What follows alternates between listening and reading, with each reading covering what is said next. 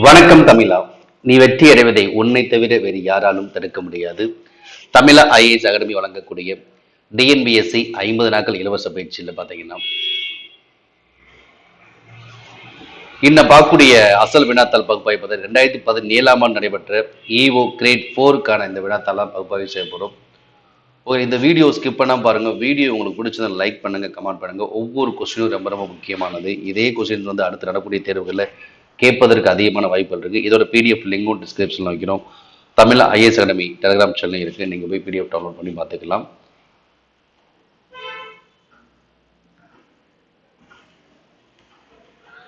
முதலாவதாக தமிழகத்தினுடைய மிக பழமையான குடைவரை கோயில். தமிழகத்தினுடைய மிக பழமையான குடைவரை கோயில் எங்க இருக்குன்னு கேட்கிறாங்க. கீழ் 4 தெரிவுகள் வச்சிருக்காங்க. பிள்ளையார்பட்டி, பெருமாள்பட்டி, சுங்குவார்பட்டி, செல்லப்பிராட்டி. இது சரியான விடை என்னன்னா ஆப்ஷன் ஏ, பிள்ளையார்பட்டி தான். தமிழகத்துடைய மிக பழமையான குடைவரை கோயில் எங்க இருக்கு? பிள்ளையார்பட்டி. இது எந்த மாவட்டத்தில் இருக்கு பார்த்தீங்கன்னா சிவகங்கை மாவட்டம். பிள்ளையார்பட்டி சிவகங்கை மாவட்டத்தில் தான் இருக்கு. மிக பழமையான குடைவரை கோயில் எங்க இருக்கு? பிள்ளையார்பட்டி கற்பக விநாயகர் திருக்கோயில் தான் மிக பழமையான குடைவரை கோயில். இது எந்த மாவட்டத்தில் அமைந்துள்ளது? சிவகங்கை மாவட்டத்தில் அமைந்துள்ளது. அடுத்து ஆனந்த விகடன் இதழ்ல தம்முடைய வாழ்க்கை வரலாற்றை தொடராக எழுதியவர் யாருன்னா எந்த தலைப்பில் எழுதுனா என் சரிதம் அப்படிங்கிற தலைப்புல தன்னுடைய வாழ்க்கை வரலாற்றை தொடராக எழுதியவர் யாரு? ஆனந்த இதழில் யாரு? உவேசா. தமிழ் தாத்தா என்று அழைக்கப்படக்கூடிய உவேசா தான் எழுதுற. உத்தமதானபுரம் வேங்கட சுப்பியர் மகனான சாமிநாதன். சுருக்கம்தான் உவேசா. தமிழ் தாத்தா என்று அழைக்கப்படக்கூடியவர். ஆனந்த விகடன் இதழில் தன்னுடைய வாழ்க்கை வரலாற்றை தொடராக எழுதுகிறார். மாப்போசின யாரு? சிலம்பு செல்வர் யாரு? மாப்போ சிவஞானம். தமிழ் தென்றல் திருவிக்கா. கவிஞாயிறு யாரு? தாராபாரதி. கவிஞாயிறு தாராபாரதி. கலைஞாயிறு கேட்டான யாரு? கவிஞாயிறு தாராபாரதி. தாராபாரதி இயற்பெயர் ராதாகிருஷ்ணன். கலைஞாயிறு நான் முத்துச்சாமி, கூத்துப்பட்டறை இயக்கம். மொழி ஞாயிறு கேட்டாங்கன்னா அது தேவனைய பாவாணர். அடுத்து நல்ல பாம்பின் நஞ்சு மூலம் தயாரிக்கக்கூடிய வலி நீக்கி மருந்து எது? நல்ல பாம்பின் நஞ்சு மூலம் கொடுக்கப்பட்ட ஆஸ்பிரின், கோப்ராக்சின், குளோரோஃபார்ம், தைராக்சின் இந்த மருந்துகள் கொடுத்துருக்காங்க. ஆனா நல்ல பாம்பினுடைய அந்த நஞ்சிலிருந்து ஒரு வலி நீக்கி மருந்து தயாரிக்கிறாங்க. அந்த மருந்துக்கு என்ன பேர்னா கோப்ராக்சின். கோப்ரா அப்படின்னா நல்ல பாம்பு, கோப்ரா அப்படின்னா கோப்ராக்சின். அதுதான் சரியான விடை. ஆஸ்பிரின் தலைவலிக்காக பயன்படுத்தக்கூடிய வலி நீக்கி மருந்து. குளோரோஃபார்ம் மயக்க வேதிப்பொருள் பயன்படுத்தக்கூடியது. தைராக்சின் தைராய்டு சுரப்பில்னு சொல்லக்கூடிய காரணம் தைராக்சின். இது உடலுடைய வளர்ச்சிதை மாற்றத்தை மறைமுக கண்ட்ரோல் போடும். இது தைராக்சின் ஒரு ஆளுமை ஹார்மோன் அப்படின்னு சொல்லுவோம். என்ன ஹார்மோன்? ஆளுமை ஹார்மோன் அப்படின்னு சொல்றோம். இப்ப நல்ல பாம்பை நஞ்சு மூலமாக தயாரிக்கக்கூடிய வலி நீக்கி மருந்து கோப்ராக்சின்.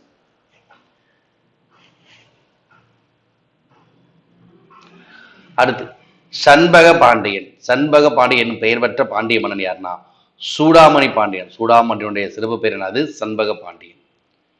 அப்ப இந்த கூன் பாண்டியனுக்கு என்னென்ன சிறப்பெயர்கள் இருக்கு பாத்தீங்கன்னா அரிகேசரி பாண்டியன், அரிகேசரி, மாரவர்மன், அரிகேசரி, மாரவர்மன், சுந்தர பாண்டியன் அப்படிங்கிற சிறப்பு பெயர்ல யாருக்கு இருக்கு? கூன் பாண்டியன் அப்படிங்கிற பாண்டிய மன்னனுக்கு இருக்கு. அரிகேசரி, மாரவர்மன், சுந்தர பாண்டியன்.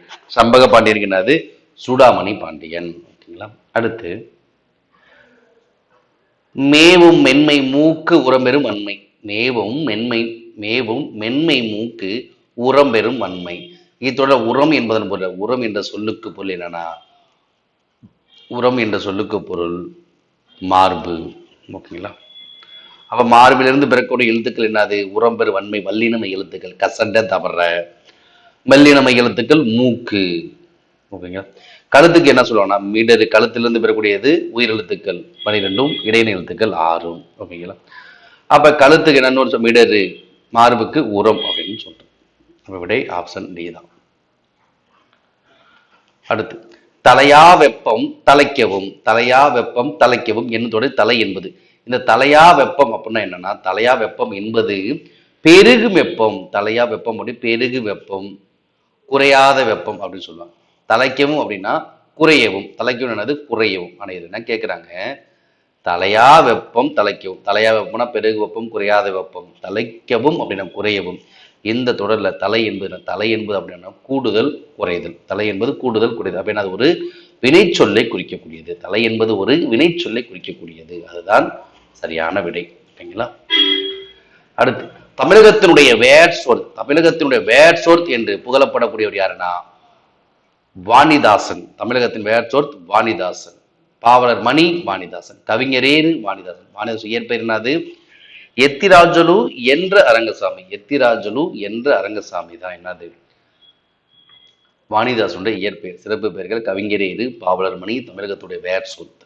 பாரதிதாசன் சிறப்பு என்று தமிழ்நாட்டினுடைய ரசூல் கம்பசை, புரட்சி கவி, பாவேந்தர். இதெல்லாம் பாரதிதாசன் வழங்கக்கூடிய சிறப்பு பெயர்கள்.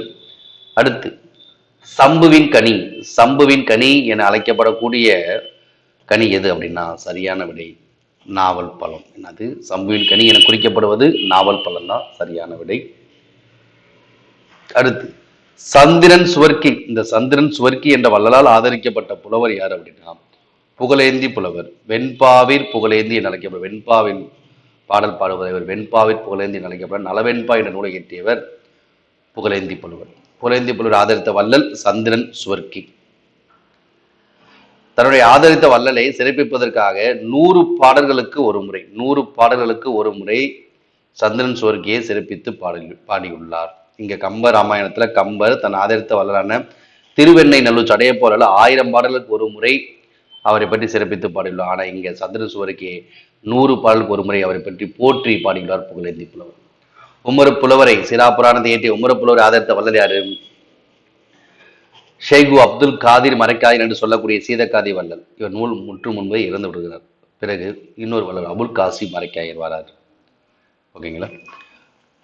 அடுத்து திருக்குறளை முதலில் பதிப்பித்து வெளியிட்டவர். திருக்குறளை முதலில் பதிப்பித்து வெளியிட்டவர் யார் அப்படின்னா தஞ்சை மலையத்தோசன் மகன் ஞானப்பிரகாசம்.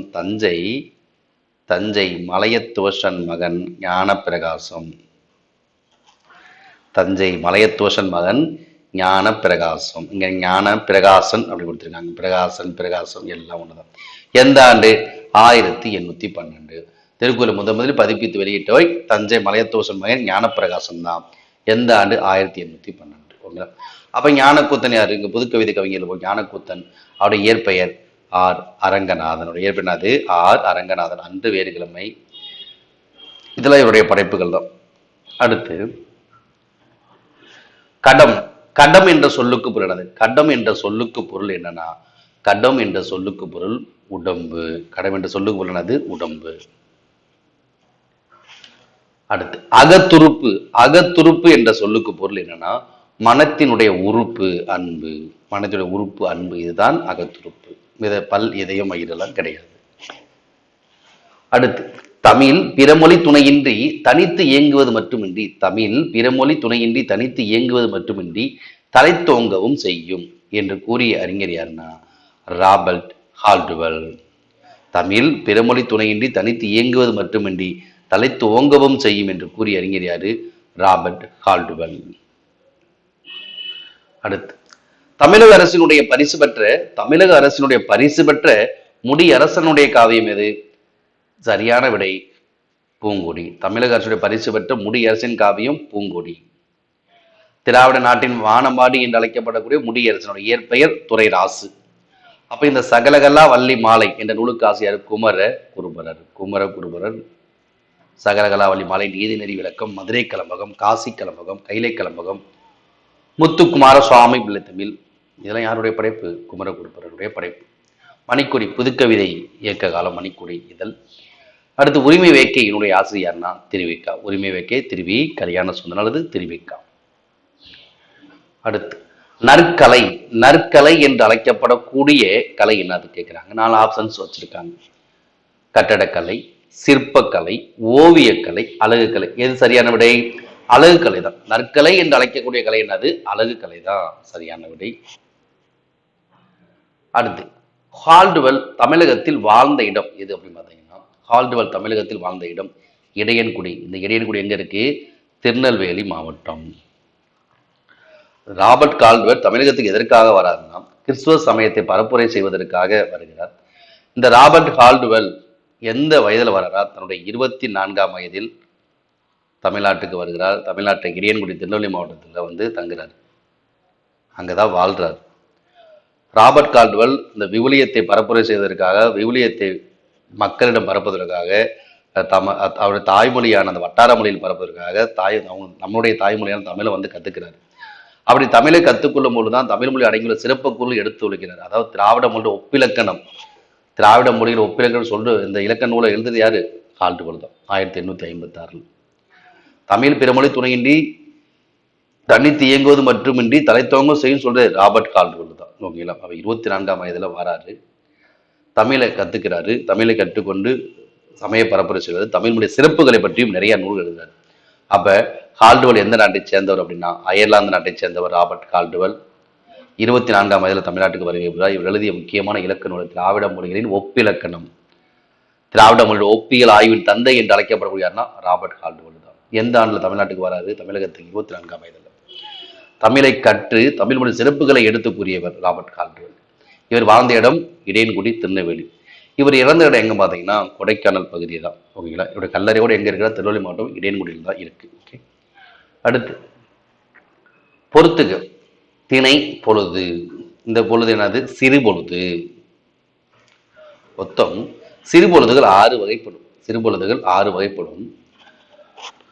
ஒரு நாளை 6ஆக பிரித்தால் சிறு பொழுது. ஒரு நாளினுடைய 6 கூறுகள் சிறு பொழுது. ஒரு நாளுக்கு 24 மணி நேரம், ஒரு சிறு பொழுதுக்கு 4 மணி நேரம். ஓகேங்களா? ஒரு ஆண்டு 6ஆக பிரித்தால் பெரும்பொழுது. அப்ப இந்த ஐவகை திணைக்குரிய சிறுபொழுது கேட்கிறாங்க. மொத்தம் சிறுபொழுது 6 இருக்கு. ஃபர்ஸ்ட் குறிஞ்சி, முல்லை, மருதம், நெய்தல், பாலை. அப்ப இந்த ஐவகை திணைக்குரிய சிறுபொழுது கேட்கும்போது ரொம்ப ஈஸியா மெட்டு வச்சுக்கலாம். என்னன்னா ஃபர்ஸ்ட் என்ன வச்சு யா, மா, வை, ஏ, நா. அப்ப எப்படி சுருக்கமா வச்சுக்கலாம்? இந்த திணைகளை ஃபர்ஸ்ட் வரிசையா வச்சு குறிஞ்சி, முல்லை, மருதம், நெய்தல், பாலை. அப்ப யா, முல்லை, மா, மருதம், வை, நெய்தல், ஏ, பாலை, நா. எப்படி அப்படின்னா என்னன்னா குறிஞ்சி, முல்லை, மருதம், நெய்தல், பாலை இந்த திணை வரிசை முறைகளுக்கான சிறுபொழுது யாருக்கு மாலை வைத்து என்ன நன்மை. அப்புறம் முதல் எழுத்துக்களை எடுத்துக்கணும். அப்ப யாருக்கு என்பது யாமம், மாலை, மாலை தான். வைத்து வைகரை, என்ன நன்மை? ஏற்பாடு, நன்மை, நண்பகல். அப்ப யாருக்கு மாலை வைத்து என்ன நன்மை என்பது என்னது? ஐவகை திணைகளுக்குரிய சிறுபொழுது. ஐவகை திணைகளுக்குரிய சிறுபொழுது. அது முதல் எழுத்தை மட்டும் மைண்ட்ல வச்சுக்கணும். யாருக்கு மாலை வைத்து என்ன நன்மை, முதல் எழுத்தை வச்சுக்கிட்டோம். நான் மீச குறிஞ்சி, யாமம், முல்லை, மாலை, மருதம், வைகரை, நெய்தல், ஏற்பாடு, பாலை, நண்பகல். அவ குறிஞ்சி யாமம் எங்க இருக்கு? இங்க இருக்கு 4. அப்ப இங்க இருக்கு விடை ஆப்ஷன் முல்லை, மாலை, மருதம், வைகரை, நெய்தல், ஏற்பாடு, பாலை, நண்பகல். முடிஞ்சு. இந்த ஐவகை திணைகளிலும் இடம்பெறாத சிறுபொழுது ஒண்ணு இருக்கு. காலை அப்படிங்கிற சிறுபொழுது ஐவகை திணைகளிலும் இடம்பெறாது. அதையும் கூட கொஸ்டின் கேட்பாங்க. ஐவகை திணைகள் இடம்பெறாத சிறுபொழுது காலை தான். ஓகேங்களா?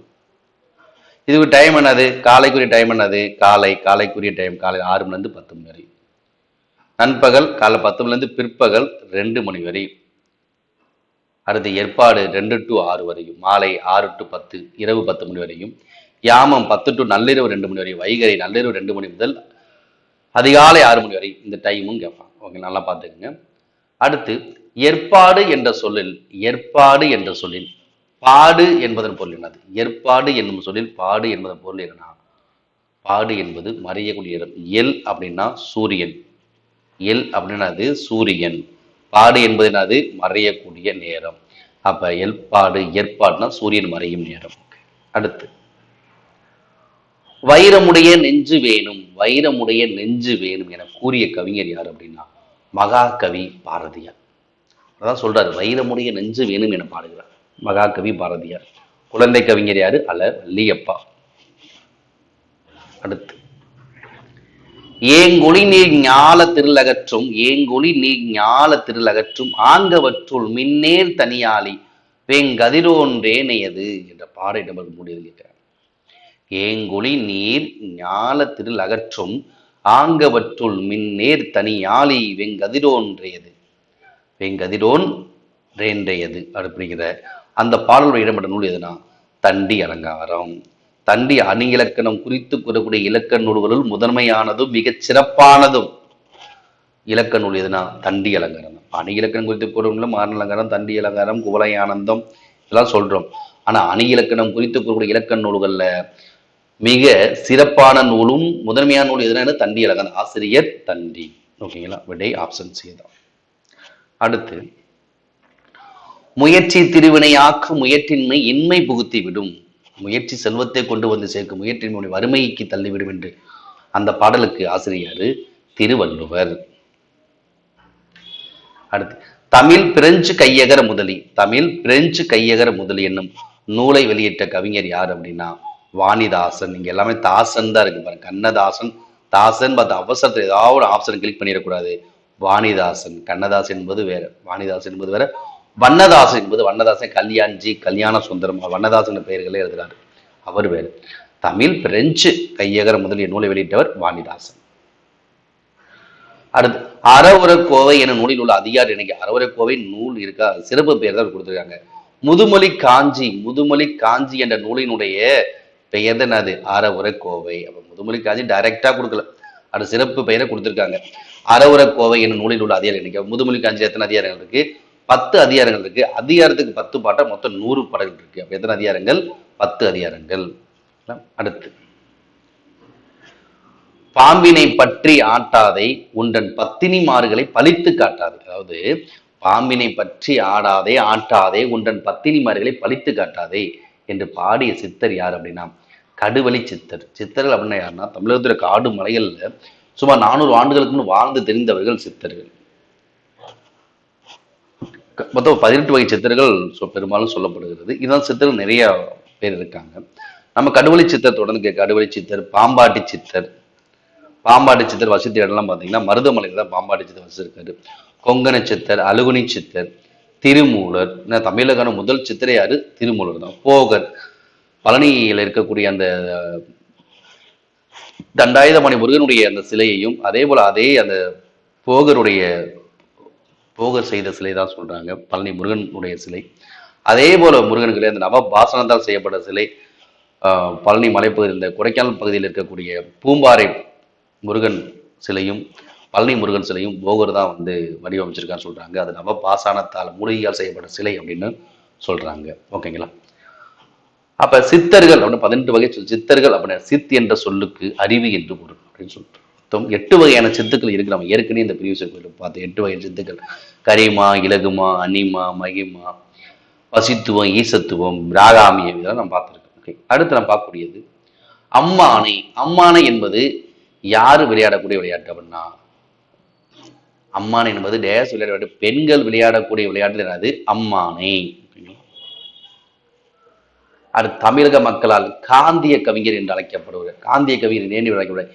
இவருடைய பாடல்களிலே காந்திய சிந்தனைகள் மிகுந்து காணப்படும். அதனால்தான் இவர் தமிழக மக்களால் காந்திய கவிஞர் என்று அழைக்கப்பட்டார். யார் அப்படின்னா நாமக்கல் கவிஞர் வே.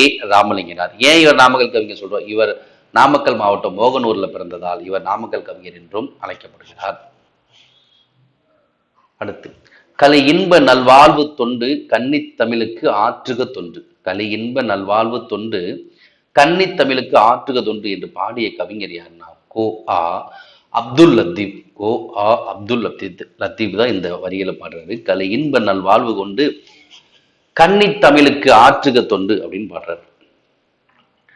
அடுத்து மகாத்மா காந்தியடிகளை அரே நிர்வாண பக்கிரி என்று மகாத்மா காந்தியடிகளை ஏளனம் செய்தவர் யார் அப்படின்னா இங்கிலாந்துடைய பிரதமராக இருந்த வின்ஸ்டன் சர்ச்சில்.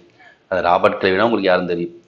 வங்காளத்தில் இரட்டை ஆட்சி முறையை கொண்டு வந்தவர், முதல்ல வங்காளத்தில் இரட்டை ஆட்சி கொண்டு வந்தவர் ராபர்ட் கிளைவ். இரட்டை ஆட்சியை ஒழித்தவர் யாரு? Warren castings.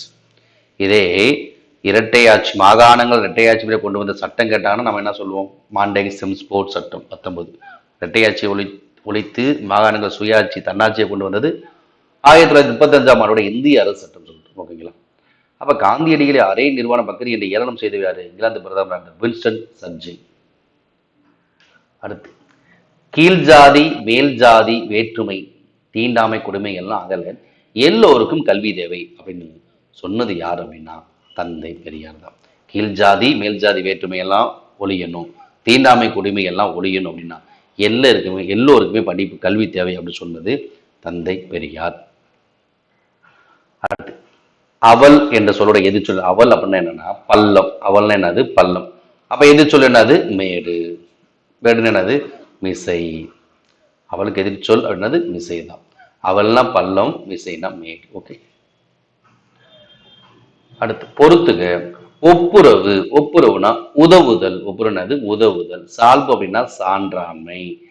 ஒப்புரவு, உதவுதல், சால்பு, சான்றாண்மை. மாற்றார் என்றால் பகைவர். கட்டளை என்பது என்னது? ஒரு உரைகள். அப்ப சரியான விடை ஆப்ஷன் டி. சரஸ்வதி பண்டாரம். இந்த சரஸ்வதி பண்டாரம் என அழைக்கக்கூடியது எது பார்த்தீங்கன்னா, சரஸ்வதி பண்டாரம் என்று அழைக்கப்படுவது புத்தக சாலை. சரஸ்வதி பண்டாரம் புத்தக சாலை. நோய்க்கு மருந்து இலக்கியம் என்று கூறியவர் யாருன்னா மகாவித்வான் மீனாட்சி சுந்தரனார். இவர் தலப்புராணங்கள் பாடுவதில் வல்லவர். மகாவித்வான் மீனாட்சி சுந்தரனார். திரிசூரபுரம் மீனாட்சி சுந்தரன் அழைக்கப்பட்ட திருச்சிராப்பள்ளி மாவட்டத்திலே பிறந்தவர். நோய்க்கு மருந்து இலக்கியம் என்று கூறியவர். உவேசாவுடைய ஆசிரியர். சேக்கிலாரை பக்தி சுவை நனி சொட்ட சொட்ட பாடிய கவி வளவ என்று பிறந்தவர் மகாவித்வான் மீனாட்சி சுந்தரனார். தென்னாட்டினுடைய ஜான்சி ராணி, தென்னாடு ஜான்சி ராணி என்று காந்தியடிகள் யாரை அழைத்தார் அப்படின்னா கடலூர் அஞ்சலை அம்மாள். தென் நாட்டினுடைய ஜான்சி ராணி என்று காந்தி அடிகளால் அழைக்கப்பட்டவர் கடலூர் அஞ்சலை அம்மாள். காந்தி அடிகளால் தத்தெடுக்கப்பட்ட மகள் யாரு? அம்புஜத் அம்மாள். வீரமங்கை வேலு நாச்சியார். இவரும் இப்ப தென்னிந்தியாவின் ஜான்சி ராணின்னு சொல்றாங்க. வீரமங்கை வேலு நாச்சியார். ஆங்கில எதிர்த்த முதல் பெண் யாருன்னா வேலு நாச்சியார் தான். அடுத்து ஆற்றுணா வேண்டுவது இல். ஆற்றுணா வேண்டுவது இல் அப்படிங்கிற அந்த பாடல் வரிகள் எந்த நூல் என்பது பழமொழி. அதுக்கு என்ன பொருள் அப்படின்னா கற்றவனுக்கு கட்டுச்சோறு வேண்டாம், கற்றவனுக்கு கட்டுச்சோறு வேண்டாம் என்பதுதான் பொருள். அப்ப என்ன வரும்? Option B. அடுத்து வருகை என்பது எந்த பருவம்? வருகை என்பது பிள்ளைத்தமிழில் வரக்கூடிய பருவம். அதாவது மொத்தம் பிள்ளைத்தமிழ் ஆண்பால் பிள்ளைத்தமிழ் பெண்பால் பிள்ளைத்தமிழ் சொல்றோம். இருபால் பிள்ளைத்தமிழுக்கு முதல் 7 பருவங்கள் பொதுவானது.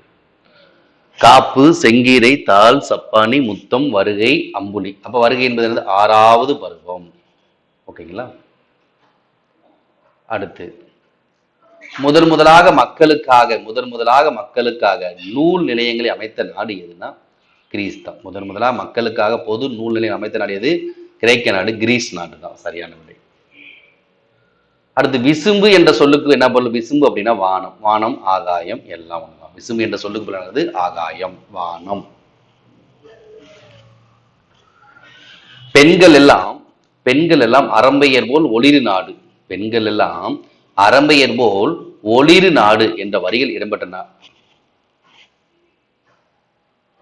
பெண்கள் எல்லாம் அரம்பையர் போல் ஒளிரு நாடு என்ற வரியில் இடம்பெற்ற எது? பாஞ்சாலி சபதம். மகாகவி பாரதியாருடைய படைப்பு பாஞ்சாலி சபதம். பெண் உரிமை காப்பியம். பெண் உரிமை காப்பியம் என்று அழைக்கப்படக்கூடிய நூல். பெண் உரிமை காப்பியம் என்று அழைக்கப்படக்கூடியது பாஞ்சாலி சபதம். அடுத்து உரைநடை காலம் என அழைக்கப்படும் நூற்றாண்டு என்ன? 20ஆம் நூற்றாண்டு. 20ஆம் நூற்றாண்டு பார்த்தீங்கன்னா உரைநடை காலம் என்று அழைக்கப்படுவது. உரைநடை கவிஞர்கள் நிறைய பேர் தோன்றி உரைநடை வளர்ச்சிக்கு முக்கிய பங்காற்றி உள்ளனர். அதனால 20ஆம் நூற்றாண்டு உரைநடை காலம் என்று அழைக்கப்படுகிறது. வள்ளலார் கூறாத தொடர் எதுன்னு கேட்கிறாங்க. அப்போ ஒரே ஒரு தொடர் வள்ளலார் சொல்ல. அப்ப குருவை வணங்க கூசி நிற்காதை, இது வள்ளலார் கூறிய தொடர் தான். குருவை வணங்குவதற்கு கூசி நிற்காதை. நல்லோர் மனதை நடுங்கச் செய்யாதை, இதுவும் வள்ளலார் கூறிய தொடர் தான். பசித்தோர் முகத்தை பாராதிராதை, பசித்தோர் பார்க்காமல் இருந்துடாதைன்னு சொல்லுவார் வள்ளலார். ராமலிங்க வள்ளலார். கண்மூடி வழக்கம் எல்லாம் மண்மூடி போதும். நாட்டின் நிறவிய பசிக்கு வறுமைக்கு சாட்சியாக இருந்து விட ராமலிங்க வள்ளலார் தான். அப்ப இவர் கூறாத தொடர் என்னன்னா நோக்கி வாழும் குடிபோல நிற்காது என்ற தொடர் தான். இதுதான் விடை. அடுத்து உலாமடல். இந்த உலாமடல் நூலுக்கு ஆசிரியர் ஜெயங்கொண்டால். இசை ஆயிரம் உலாமடல் என்னும் நூலுக்கு ஆசிரியர் ஜெயங்கொண்டால் தான். கலிங்கத்து பரணியுடைய ஆசிரியர். அடுத்து உதடுகள் இரண்டும் பொருந்துவதால் பிறக்கக்கூடிய எழுத்து இப்பு இம்மு. சொல்லி பாருங்க. உதடுகள் அல்லது இதழ்கள். உதடுகள் இரண்டும் பொருந்துவதால் இப் இம். இக்கு இங்கு எப்படி உருவாகும்? நாவினுடைய அடிப்பகுதி அன்னத்தினுடைய அடிப்பகுதியை பொருந்துவதால். நாவினுடைய அடிப்பகுதி அன்னத்தினுடைய அடிப்பகுதி, நாவின முதல் பகுதி அன்னத்தின் முதல் பகுதியை பொருந்தினால் இக்கு இங் என்ற எழுத்துக்கள் பிறக்குது. ஆவின் அடி அன்னத்தின் அடியை பொருந்துவதால் இக்கு இங் என்ற மெய் எழுத்துக்கள் பிறக்குது. இந்த இச்சு இஞ்சு ஒரே கேட்டகரி இருக்கும். எப்படி? இங்க நாவின் அடி அன்னத்தின் சொன்ன இங்கு இச்சு இஞ்சு என்ன வரும்? நாவினுடைய இடைப்பகுதி அன்னத்தினுடைய இடைப்பகுதியை பொருந்துவதால் இச்சு இஞ்சு. அதே போல இட்டு இன்னும் ஒரே மாதிரிதான். நாவினுடைய நுனிப்பகுதி அன்னத்தின் நுனி பகுதியை பொருந்துவதால் இட்டு இன். புரியுதுங்களா? ஃபர்ஸ்ட் இந்த 6 எழுத்துக்களும் ஈஸி தான், ஒரே வகையில் தான் வரும். இட்டு இங்கு நாவின் அடி அன்னத்தின் அடி, இச்சு இஞ்சு நாவின் இடை அன்னத்தின் இடை, நடு அன்னத்தின் இடை சொல்லுவாங்க. இட்டு இன்னு நாவின் நுனி அன்னத்தின் நுனி பொருந்துவார் பிறகு. இந்த ஈ என்பது என்னன்னா நாவினுடைய அடிப்பகுதியை மேல்வாயினுடைய அடிப்பகுதி பொருந்துவார். ஈ மட்டும் எப்படி இருக்கும்? இந்த யகர உடம்புடைமை நாவினுடைய அடிப்பகுதியை நாவினுடைய அடிப்பகுதியை மேல்வாயினுடைய அடிப்பகுதி பொருந்துவதா ஈ. இந்த இடையின ரகரமும் சிறப்பு லகரமும் ஒரே போலதான். எப்படி இருக்கும்? இடையின ரகரமும் சிறப்பு லகரமும் மேல்வாயை நாக்கின் நுனி வருடுவதால், மேல்வாயை நாக்கின் நுனி வருடுவதால் பிறக்கக்கூடிய எழுத்துக்கள் என்னது? இடையினர் ரகரம் சிறப்பு லகரம்.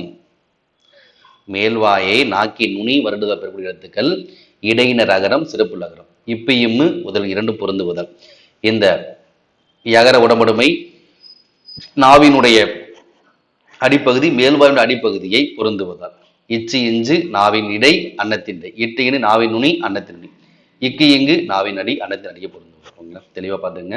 இது முயற்சி பெறப்பட மெய்யெழுத்துக்கு தொடர்ந்து கேட்பாங்க. ரொம்ப ரொம்ப எளிதாக தான் இருக்கும். நம்ம நிறைய வீடியோஸ் இதை நம்ம சொல்லியிருக்கோம். அடுத்து உவேசா அவருடைய தமிழ் பணியை பாராட்டிய வெளிநாட்டு அறிஞர்கள் யார் அப்படின்னா ஜியு போப்பும் ஜூலியன் வின்சோனும். உவேசாவுடைய தமிழ் பணியை பாராட்டிய வெளிநாட்டு அறிஞர்கள் யாராவது ஜியு போப், ஜூலியன் வின்சோன். இவங்க 2 பேரும் தான். ஓகேங்களா? தமிழ் இலக்கணம் படிக்க படிக்க விருப்பத்தை உண்டாக்க வல்லது. தமிழ் இலக்கணம் படிக்க படிக்க விருப்பத்தை உண்டாக்க சொன்னது யாருன்னா ஹெல்லட். தமிழை மிகவும் பண்பட்ட மொழி சொன்னது யாரு? Maths Muller. தமிழ் இலக்கணம் படிக்க படிக்க விருப்பத்தை உண்டாக்க வல்லது என்று சொன்னவர் ஹெல்லட். தமிழை மிகவும் பண்பட்ட மொழின்னு சொன்னது யார் அப்படின்னா மேக்ஸ் முல்லர். அடுத்து கண்ணன். கண்ணன் என்பது என்ன பெயர்? சினை பெயர். கண்ணன் அப்படின்னது கண், சினை பெயர் தான் சரியான விடை. சினை பெயர் பகுபதம். அடுத்து நான், யான், நாம், யாம் அப்படின்னா என்னது? தன்மை பெயர்கள் தான். அதுல நான், யான் என்பது என்னது? தன்மை ஒருமை பெயர். இது நாம், யாம் அப்படின்னா அது தன்மை பன்மை பெயர்களா வந்துடும். அப்ப நீ, நீர், நீவீர், நீங்கள்னா அது முன்னிலை பெயர்கள். படர்க்கை அவன், அவள், அவர், அவை, அது, அதெல்லாம் படர்க்கை பெயர்கள். அப்ப நான், யான் என்பது தன்மை ஒருமை பெயர்கள். நாம், யாம் வந்ததுன்னா தன்மை பன்மை பெயர்கள் வந்துடும். அடுத்து உயிரினுடைய பரிணாம வளர்ச்சியை பற்றி கூறக்கூடிய நூல், அண்ட பகுதியுடைய உண்டை பிறக்கம் என்று சொல்லக்கூடிய நூல் இது திருவாசகம். உயிரினுடைய பரிணாம வளர்ச்சியை பற்றி கூறக்கூடிய நூல் திருவாசகம். ஆசிரியர் மாணிக்க வாசகர். அடுத்து மேரிக்கீரி பேருக்கீரி இணைந்து நோபல் பரிசு பெற்ற ஆண்டு எப்பனா 1903. 1903 நோபல் பரிசு வாங்குறாங்க. 1911 நோபல் பரிசு வாங்குறாங்க. அடுத்து இந்த மேரிக்கியுடைய மகள் ஜோலியட் கீரி, அதாவது ஐரீன் கீரும் ஜோலியட் கீரியும் சேர்ந்து 1934-35 செயற்கை கதிரியக்கம் பற்றிய ஒரு ஆராய்ச்சியாக நோபல் பரிசு. ஒரு குடும்பம் 3 நோபல் பரிசு வாங்கியிருக்கு. 1903, 1911, 1934. இந்த வினாவுக்கான விடை ஆப்ஷன் சி தான். தமிழக அரசுடைய முதல் அரசவை கவிஞர். தமிழக அரசுடைய முதல் அரசவை கவிஞர் யாருன்னா நாமக்கல் கவிஞர் வே. ராமலிங்கனார். நாமக்கல் கவிஞர் வே. ராமலிங்கனார் தான் தமிழக அரசின் முதல் அரசவை கவிஞர். அடுத்து அம்பேத்கருக்கு பாரத ரத்னா விருது, இந்திய மாமணி விருது வழங்கப்பட்ட ஆண்டு எப்பனா 1990. அம்பேத்கருக்கு பாரத ரத்னா விருது வழங்கப்பட்ட ஆண்டு 1990. இந்திய அரசுடைய மிக உயர்ந்த குடிமை விருது பாரத ரத்னா. அடுத்து வங்க சிங்கம் என்று அழைக்கப்பட்டவர் யாருன்னா நேதாஜி சுபாஷ் சந்திர போஸ். டெல்லியை நோக்கி செல்லுங்கள் என்று கூறியவர் நேதாஜி சுபாஷ் சந்திர போஸ். 1943 இந்திய தேசிய ராணுவத்தை சிங்கப்பூரில் அமைத்தவர் யாரு? நேதாஜி சுபாஷ் சந்திர. இவரே தோற்றுவித்த கட்சியின் அது முற்போக்கு கழகம் என்று சொல்ற பார்வர்ட் பிளாக் 1939 இவர் மதுரைக்கு வருகை புரிந்த ஆண்டு 1939 தான். அடுத்து 8 தொகை நூல்களுள் 1 அப்படின்னு கொடுத்துருக்காங்க. பொருந்தாதது அப்படின்னு வச்சுக்கலாம். ஏன்னா ஆப்ஷன் அங்கே இல்லை. ஏன்னா இவங்களே விடையை தவறாத ஆன்சர்கள் இருந்தது. அப்போ 8 தொகை நூல் பொருந்தாத நூல் எதுன்னு பார்க்கணும். அகநானூறு 8 தொகை நூல். ஆமாம் 8 தொகை தான். புறநானூறு 8 தொகை நூல் தான். 18 பற்றி 8 தான். பொருந்தாது என்னது? திருக்குறள். திருக்குறள் எதுக்குள்ள வரும்? 17 கீழ்கணக்கு நூல்ல வரும். அப்போ 8 தொகை நூலில் பொருந்தாதது திருக்குறள் தான் விடை. ஓகே. அடுத்து சேர மன்னரை பற்றி பாடமுள்ளது 1810. நேரு, ஜவஹர்லால் நேரு தன்னுடைய மகள் இந்திராவுக்கு எழுதிய கடிதத்தில் எதனை பற்றி அதிகமாக கூறுகிறார் அப்படின்னா புத்தகங்கள் நூல்களை பற்றி தான் அதிகமாக கூறுகிறார். ஜவஹர்லால் நேரு மகளுக்கு எழுதிய கடிதத்தில் எதனை பற்றி சொல்றாரு? நூல்களை பற்றி தான் சொல்றாரு, புத்தகங்களை பற்றி தான் எழுதுறாரு. புத்தகங்கள் படிக்க படிக்க சுவையானவை, பயன் மிகுந்தவை அப்படிங்கிறத தொடர்ச்சி எழுதுறாரு. அடுத்து பட்டினம் பாக்கம், கடற்கரை பேரூர்களுக்கு பட்டினம், சிற்றூர் பாக்கம் சொல்றோம். அப்ப என்னது? கடலை அடுத்து இருக்கக்கூடிய ஊருக்கு பேர் தான் பட்டினம் பாக்கம். பேரூர் பட்டினம், சிற்றூர் பாக்கம். தவறான விடையை தேர்ந்தெடுத்து எழுது. தவறான விடையை தான் ஆன்சர் பார்க்கலாம். 1949ஆம் ஆண்டுல குமாரசாமி அவர்கள் தமிழ்நாட்டுடைய முதலமைச்சர் இருந்தார். சரியா? சரிதான். அப்ப தமிழ்நாடு முதல்வர் பட்டியல் நம்ம தெளிவா பார்த்துக்கணும். 1920 இருந்து 1954 காமராஜர் முதலமைச்சர். 54 இருந்து 1963 வரைக்கும் தமிழ்நாட்டு முதலமைச்சராக காமராஜர் இருந்தார். சரியா? சரி.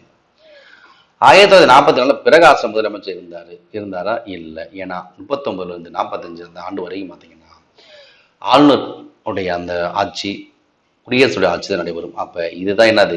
தவறானது. 47 யார் முதலமைச்சர் இருந்தா? ஓமந்தூர் ராமசாமி ரெட்டியார் இருந்தார். சரியா? இது சரியானதுதான். அப்ப தவறான விடை என்னது? ஆப்ஷன் சி தான். அதான் விடை. அடுத்து யாருடைய முன்னொரு காலத்துல கரும்பு சீனாவில இருந்து கொண்டு வந்து பயிரிடப்பட்டதுன்னு கேட்கிறாங்க. யாருடைய முன்னொரு காலத்துல? அதியமானுடைய முன்னொரு காலத்துல தான் கரும்பு சீனாவில இருந்து கொண்டு வந்து இங்க பயிரிடுறாங்க. முல்லைக்கு தேர்ந்தவன் யாரு? பாரி. மயிலுக்கு பொருவேந்தன் பேகன். நாடுகளை பரிசாக வழங்கியவன் ஓரி. இவன் கொல்லிமலை பகுதியை ஆட்சி செய்தவன். கொல்லிமலை. பொதினிமலை பகுதி யாரு? பேகன். பரம்பு நாடு பரம்பு மலை பாரி. உள்ளது சிதைப்போர் உலரென படார். உள்ளது சிதைப்போர் உலரென படார். படா ஆ அப்படி இலக்கண குறிப்பு என்னன்னா செயலி செயல்படி. இந்த பாடல் வரை இடம்பெற்ற நூல் எதுனா 8 தொகை நூல்கள் முதலாவதாக தொகுக்கப்பட்ட நூலான நல்ல எனும் அடைமொழி பெற்ற நூலான புரிக்க தொகுத்த நூலான குறுந்தொகை. அதுதான் விடை. கம்மனுடைய மிடுக்கையும் பாரதியின் சினப்போக்கையும் இவருடைய பாடல்களில் நாம் ஒருங்கே காணலாம். யாருடைய பாடல் ஒருங்கே காணலாம்? கா சச்சிதானந்தன். கம்மனின் மிடுக்கு இவருடைய பாடல், பாரதியோட சினப்போக்கும் இவருடைய படைப்புல இருக்கு. யாருடைய படைப்பு? கா சச்சிதானந்தன். இணையில்லை முப்பாலுக்கு இந்நிலத்தை, இல்லாததும் இல்லை சொல்லாததும் இல்லை, இணையில்லை முப்பாலுக்கும் இந்நிலத்தை என்று இத்தொடரை பாடிய கவிஞன் யார் அப்படின்னா புரட்சி கவிஞர் பாரதிதாசன். புரட்சி கவிஞர் பாரதிதாசன். சுத்தானந்த பாரதியுடைய படைப்பு என்னன்னா பார்த்தீங்கன்னா ஆத்ம சோதனை, ஆத்ம சோதனை, ஏழைப்படும் பாடு, பாரத சக்தி, மகாகாவி. இந்த பாரத சக்தி மகாகாவி அதிக டைம் கேட்டிருக்காங்க. ஏழைப்படும் பாடு, பாரத சக்தி, மகாகாவியம். ஆத்ம சோதனை, ஏழைப்படும் பாடு, பாரத சக்தி, மகாகவி நிறைய எழுதியிருக்காரு. ஆனால் இது ரொம்ப முக்கியமானது. பாரத சக்தி மகாகவி இயற்றியவர் சுத்தானந்த பாரதி.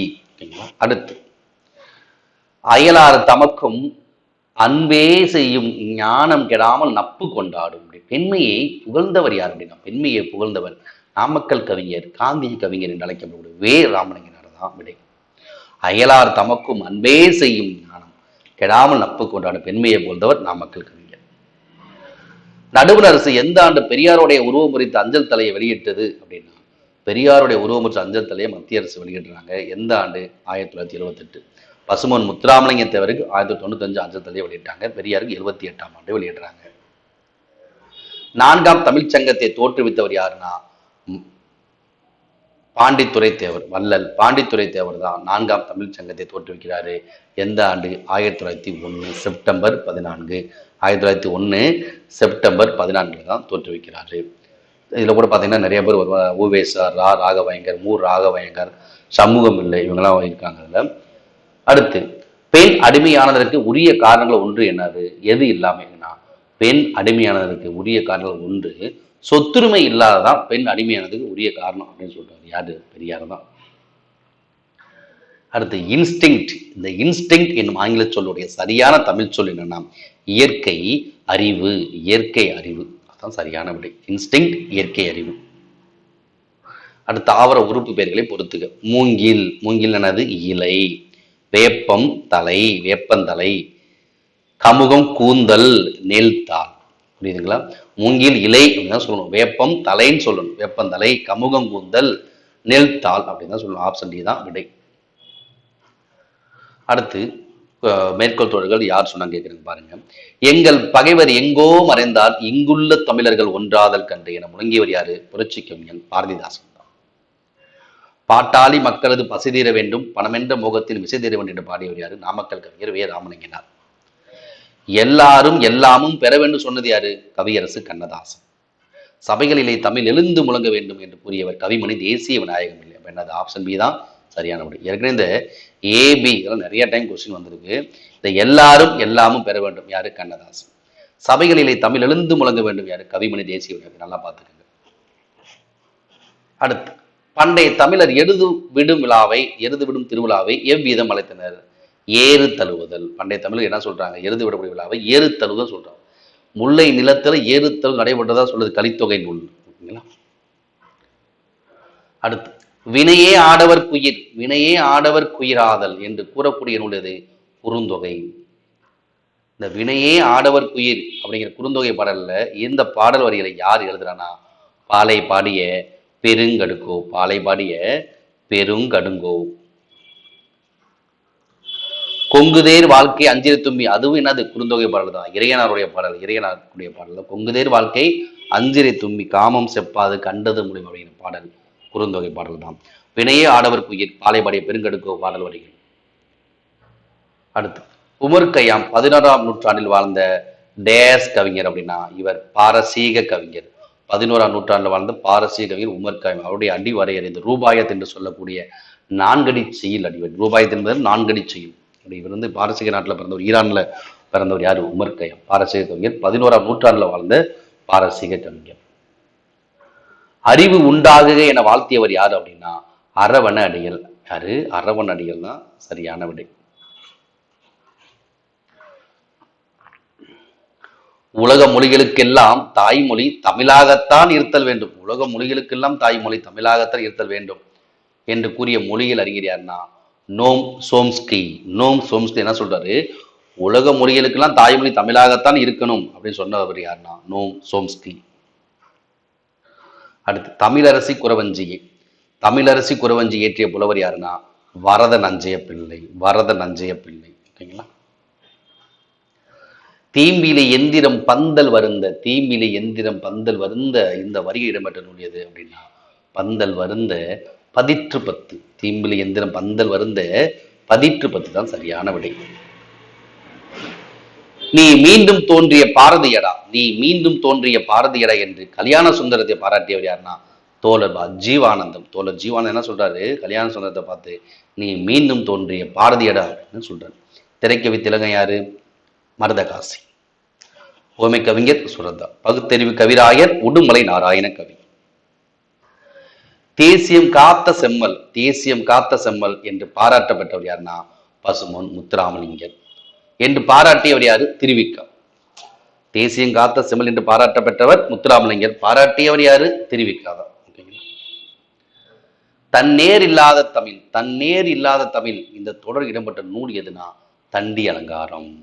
தன்னேர் இல்லாத தமிழ் எந்த நூல் இடம்பெற்றுள்ளது? தண்டி அலங்காரம். அணு இலக்கணம் குறித்து கூறக்கூடிய இலக்கண நூல்கள்ல மிக சிறப்பானதும் முதன்மையானதும் எது? தண்டி அலங்காரம். உலகின் முதல் 2 முறைமைகளை பற்றிய உரையாடல். உலகினுடைய முதல் 2 முறைமைகளை பற்றிய உரையாடல் என்னும் நூல் வெளிவந்த ஆண்டு எப்பன்னு பார்த்தீங்கன்னா 1632 தான் வெளிவருது. அடுத்து பாருங்க, நெடும் புனலுள் வெல்லும் முதலை. நல்லா கவனிச்சுங்க. நெடும் புனலுள் வெல்லும் முதலை அடும் புணரின் நீங்கின் அதனை பிற. புரியுதுங்களா? நெடும் புனலுள் வெல்லும் முதலை என்னன்னா புனல் என்பது நீர். நீருக்குள்ள முதலை எப்பொழுதுமே வென்றுவிடும் பிற உயிரினங்கள் இடத்தில். ஆனால் நீரை விட்டு வெளியே வந்துருச்சுன்னா முதலை பிற உயிரினத்தின் தோல்வி அடைந்துவிடும், பிற உயிரினம் தான் வென்றுவிடும் அப்படின்னு சொல்றாங்க. நெடும் புனலுள் வெல்லும் முதலை அடும் புணரின் நீங்கின் அதனை பிற.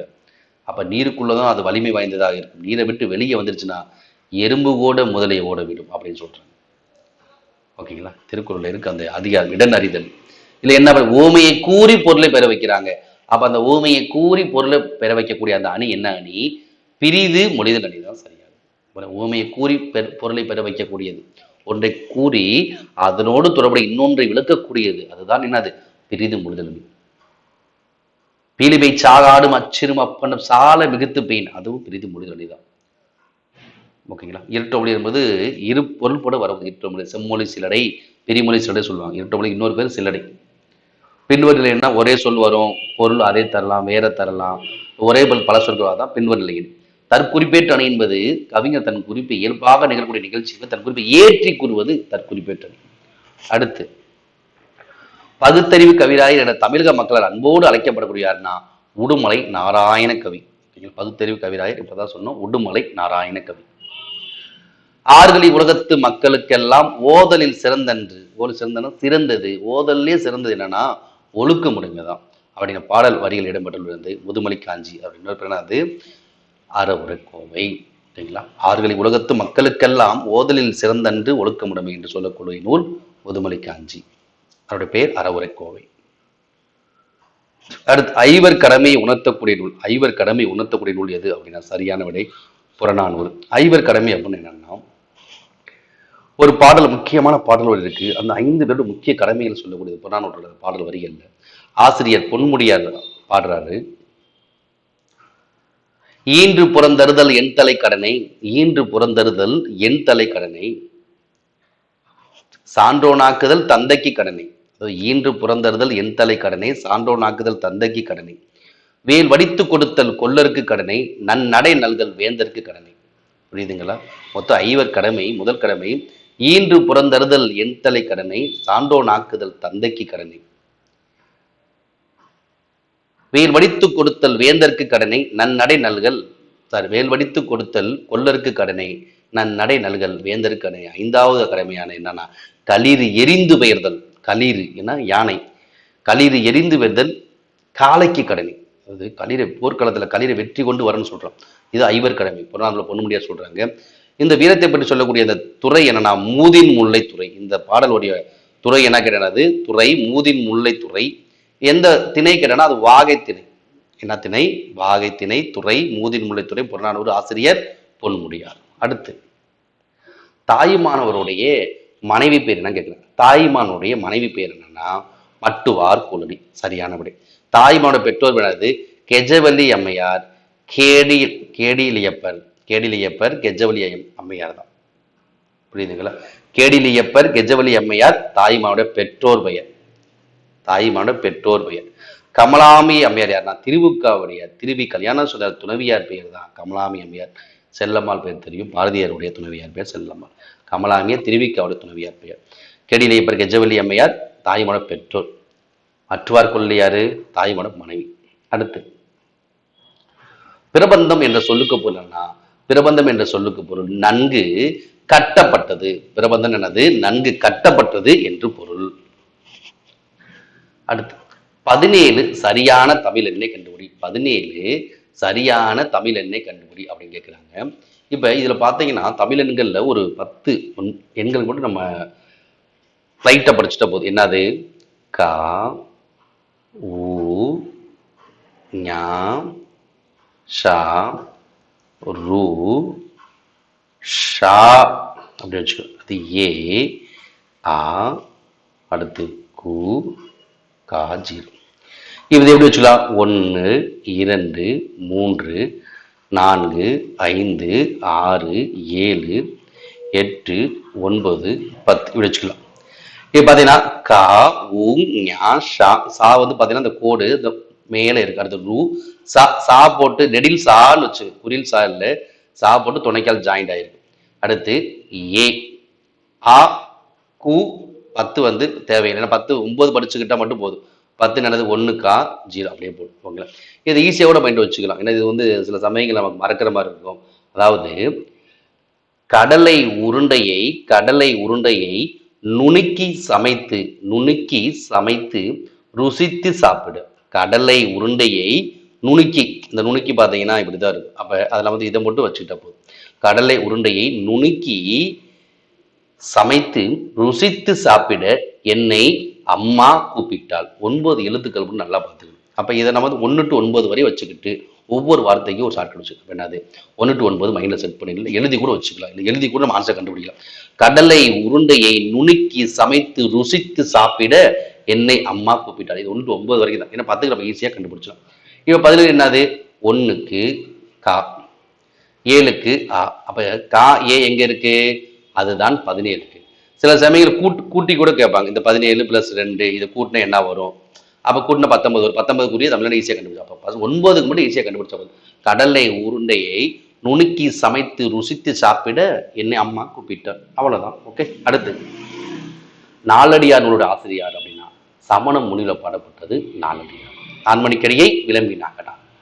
அடுத்து சாலைகளில் பல தொழில்கள் பெருக வேண்டும், சபைகளிலே தமிழ் எழுந்து முழங்க வேண்டும். சாலைகளிலே பல தொழில்கள் பெருக வேண்டும், சபைகளிலே தமிழ் எழுந்து முழங்க வேண்டும் என்று பாடல் வரிகளை இயற்றியவர் யாருன்னா கவிமணி தேசிய விநாயகம் பிள்ளை. அடுத்து பழங்கால பண்பாட்டின் எச்சம், பழங்கால பண்பாடு எச்சம் என கருதக்கூடிய பாடல் எது? நாட்டுப்புற பாடல்கள். பழங்கால பண்பாட்டு எச்சம் என்னது? நாட்டுப்புற பாடல்கள் தான். அடுத்து கலிப்பா ஓசையை கொண்ட எது? கலிப்பா எந்த ஓசையை கொண்டது? கலிப்பா துள்ளல் ஓசை உடையது. வெண்பா செப்பல் ஓசை, ஆசிரியப்பா அகவல் ஓசை, வஞ்சிப்பா தூங்கல் ஓசை, கலிப்பா துள்ளல் ஓசை. பட்டியல் ஒன்றை பட்டி இரண்டுடன் பொறுத்துக. பாருங்க, இங்க மாமலை, மாமலை என்னது? உரிச்சொல் தொடர் இங்க இருக்கு ஆப்ஷன். அடுத்து தன்குடை அப்படின்னது பண்பு தொகை. கையேந்தி ஏழாம் எட்டுமை தொகை. ஈரிவலை அப்படின்னது வினைத்தொகை. என்னது? ஆப்ஷன் டி தான் விடை. இன்புற்றார் எய்தும் சிறப்பு, இன்புற்றார் எய்தும் சிறப்பு என்ற பாடல் வரி இடம்பெற்ற நூல் எதுனா திருக்குறள் தான். ஓகேங்களா? குளவி, குளவி என்ற சொல்லுக்கு என்ன பொருள்? குளவி என்பது குழந்தையை குறிக்கிறது. குளவி மருங்கினும் கிளவது ஆகும் பிள்ளை தமிழுக்குரிய அந்த தொல்காப்பிய நூற்பா. குளவி என்பது எதை குறிக்கிறது? குழந்தை. பிரணவகேசரி என அன்போடு அழைக்கப்பட்ட தேசிய தலைவர் யாருன்னா பிரணவகேசரி இந்து புத்த சமய மேதை யாரு? பசும்பொன் முத்துராமலிங்க. தேசியம் காத்த செம்மல் யாரு? முத்துராமலிங்க. உயிர் வழிபடலத்தை, உயிர் வழிபடல ஓசோன், உயிர் வழிபட சிதைப்பதில் பெரும்பங்கு வைக்கக்கூடியது chlorofluorocarbon. Chlorofluorocarbon, chloro tetra carbon போட்டப்படுது. குளோரோ புளூரோ கார்பன், சிஎஃப்சி சுருக்கமா. வசநடை கைவந்த வல்லாளர் என ஆறுமுக நாவலரை பாராட்டியவர் யாரு?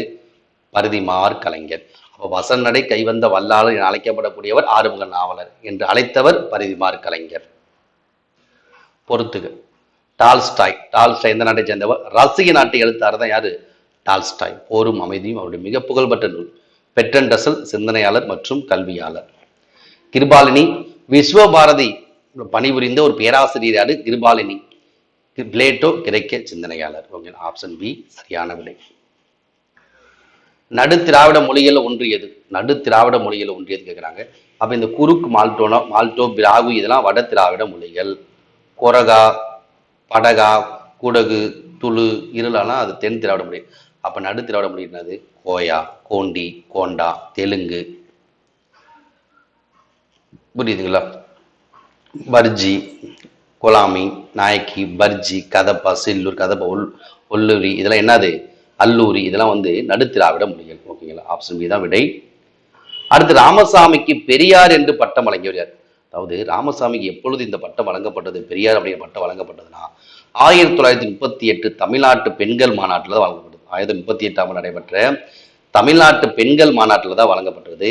இந்த தமிழ்நாட்டு பெண்கள் மாநாடு 1938 ஆண்டு அது நடைபெற்றது. தலைமை ஏற்றவர் யாருன்னா மறைமலை அடிகளுடைய மகள் நீலாம்பிகை அம்மையார். மறைமலை அடிகளுடைய மகள் நீலாம்பிகை அம்மையார் தான் தலைமை ஏற்கிறாரு. சரி, வேற யார் யார் இந்த பெண்மணிகள் இதெல்லாம் கலந்துக்கிறாங்கன்னா இந்த இதுல மீனாம்மாள் சிவராஜ் கலந்துக்கிறாங்க. ரொம்ப முக்கியமானவங்க மீனாம்மாள் சிவராஜ், மூவலூர் ராமாமிர்தம், மூவலூர் ராமாமிர்தம், டாக்டர் எஸ் தருமாம்மாள், இவங்களாம் இந்த பெண்மணியெல்லாம் முக்கிய தலைவர்கள். அப்ப 1938 ஆண்டு தமிழ்நாட்டு பெண்கள் மாநாட்டுக்கு தலைமை தாங்கியவர் நீலாம்பிகை அம்மையார். வேற யார் கலந்துக்கிறாங்க? மீனாம்மாள் சிவராஜ், மூவலூர் ராமாமிர்தம், எஸ் தருமாம்மாள் இவங்கெல்லாம் கலந்துக்கிறாங்க. ஆனா அந்த பெரிய ரெண்டு பட்டமளிக்கு பொதுவாக யார் சொல்றோம்? தாய்மார்கள். இங்க வந்து தெளிவா கொடுத்துருக்காங்க, தாய்மார்கள் தான் வழங்குறாங்க. இப்ப சில புத்தகங்கள் பாத்தீங்கன்னா நீலாம்பி அம்மையார் தான் இந்த பட்டம் கொடுத்துருக்காங்க, பெரியார் சொல்றாங்க. சில பேர் இந்த பெரியார் முதல்ல அழைத்தவர் யாருன்னா மீனாம்மாள் சிவராஜ் அப்படின்னு சொல்றாங்க. ஆனா இன்னும் சில இதுல பாத்தீங்கன்னா பெரியார் பட்டம் கொடுத்ததே எஸ் தருமாம்மாள் தான் அப்படின்னு கொடுத்து எஸ் தருமாம்மாள் தான் சொல்றாங்க. இது நிறைய முரண்பாடுகள் இருக்குது. இதுல பொதுவாக அதான் கொடுத்துறாங்க, தாய்மார்கள் தான் ராமசாமிக்கு பெரியார் அப்படிங்கிற பட்டம், அதாவது ஈவே ராமசாமிக்கு முன்னாடி பெரியார் ஈவே ராமசாமி அப்படின்னு வழங்கணும், அப்படின்னு கூப்பிடணும்னு சொல்லி அழைக்கணும்னு சொல்லிட்டு தாய்மார்கள் தான் இந்த தமிழ்நாட்டு பெண்கள் மாநாட்டில் பட்டம் கொடுத்துருக்காங்க அப்படின்னு நம்ம கொஸ்டின் கேட்குறாங்க. இது ஈஸியாக முடிஞ்சு. ஆனால் தனிப்பட்டு கேட்கும்போது நீலாம்பி அம்மையார் பேரும் இருக்கு, சில சமயம் மீனாம்மாள் சிவராஜ் வரலாம், இல்லை தருமாம்மாள் கூட வரலாம். நமக்கு எப்படி கேட்கலாம் அதை பொறுத்து தான். அடுத்து பெரியார் பெண்களுக்கு மிக முக்கியம். பெரியார் பெண்களுக்கு மிக முக்கியம் என்று சொன்னது எதுன்னா அறிவு, சுயமரியாதை. அறிவு, சுயமரியாதை. ஓகேங்களா? நகை அழகெல்லாம் கிடையாது. பெரியார் பெண்களுக்கு மிக முக்கியம் எதை சொல்றாரு? அறிவையும் சுயமரியாதை தான் சொல்றாரு. கோடிட்டு இடங்களை நிரப்புக. கோடிட்டு இடங்களை நிரப்புக. பெரியார் தம்முடைய வாழ்நாளில் எத்தனை கிலோமீட்டர் தொலைவு பயணம் செய்து சமுதாய தொண்டர் கேட்கிறாங்க. எவ்வளவு கிலோமீட்டர் பயணம் செஞ்சிருக்காருன்னா சரியான விடை 13,12,000 கிலோமீட்டர் தொலைவு பயணம் செய்து சமுதாய தொண்டாற்றுகிறார். அப்ப பெரியார் தம்முடைய வாழ்நாளில் எவ்வளவு கிலோமீட்டர் பயணம் செய்யறாரு இந்த சமுதாய தொண்டு ஆற்றுவதற்கு? 13,12,000 கிலோமீட்டர் தொலைவு பயணம் செய்து சமுதாய தொண்டாற்றுகிறார். அப்ப இந்த 8,600 என்னன்னா மொத்தம் 8,600 நாட்கள் இதுக்காக செலவுடைய 8,600 நாட்கள்ல 21,400 மணி நேரம் என்ன செய்யறாரு? பேசுறாரு. 10,700 கூட்டங்கள்ல பங்கு பெறாரு. இது எல்லாமே முக்கியம்தான். பெரியார் 8,600 நாட்கள் 10,700 கூட்டங்கள்ல பங்கு பெறுகிறார். 21,400 மணி நேரம் பேசுவதற்காக அவர் எவ்வளவு கிலோமீட்டர் தொலைவு பயணம் செய்ய? 13,12,000 கிலோமீட்டர் தொலைவு பயணம் செய்து எல்லாமே முக்கியமானது எல்லாமே. ஓகேங்களா? அடுத்து தவறான தொடரை கண்டுபிடி பார்க்கலாம். ஃபர்ஸ்ட் ஒரே ஒரு தவறான தொடர் தான் இருக்கு. தமிழக பொருட்கள் சீனாவில் விற்கப்பட்டன. சரியா? ஆம், சரிதான். சீனத்து பட்டும் சர்க்கரையும் தமிழகத்துக்கு இறக்குமதி ஆயின. ஆம், சரிதான். தமிழகத்துடைய வாணிய பொருட்கள் பற்றிய குறிப்புகள் உள்ள நூல் புறநானூறு. இது தவறு. ஏன்னா தமிழகத்துடைய வாணிய பொருட்கள் பற்றிய குறிப்பு உள்ள நூல் எதுனா மதுரை காஞ்சி பட்டினப்பாலை. மதுரை காஞ்சி பட்டினப்பாலை.